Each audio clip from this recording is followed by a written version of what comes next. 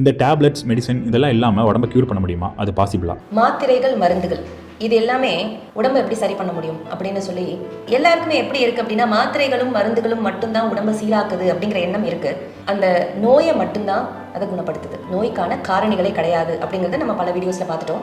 இதே தான் இங்கேயும். அப்போ நோய்க்கான காரணியை குணப்படுத்துவதற்கு மாத்திரை தேவையா அப்படின்னா கிடையாது. நோய்க்கான காரணியை குணப்படுத்த பஞ்சபூதத்தை சீர்படுத்தி உடல் மட்டுமே போதுமானது. பஞ்சபூதத்தை சீர்படுத்தும் போது இந்த நோயை உடலே கலைந்து வெளியில தள்ளிடும். அதற்கான ஆப்பர்ச்சுனிட்டியை மட்டும் தான் நம்ம கொடுக்கணும். அந்த ஆப்பர்ச்சுனிட்டியை நம்ம கொடுக்கறது இல்லை. மேல மேல என்ன பண்றோம் அப்படின்னா, நோய் இந்த உடல் தேவையில்லை அப்படின்னு சொல்லி அனுப்புற ஒரு விஷயத்தை, வெளியில தள்ளுற ஒரு விஷயத்தை திரும்ப திரும்ப உள்ளே எடுத்து வச்சு சேஃப்கார்ட் பண்ணி பூட்டி லாக்கர்ல வச்சுக்கிறோம். அந்த லாக்கர் பல்ஜாயி ஒரு கட்டத்தில் வெடிக்கிற ஸ்டேஜுக்கு வரும்போது பார்த்தீங்க அப்படின்னா உயிர் பிரியுது. இதுதான் உடல்ல நடக்கிற சரியான ஒரு நடைமுறை விஷயங்கள்.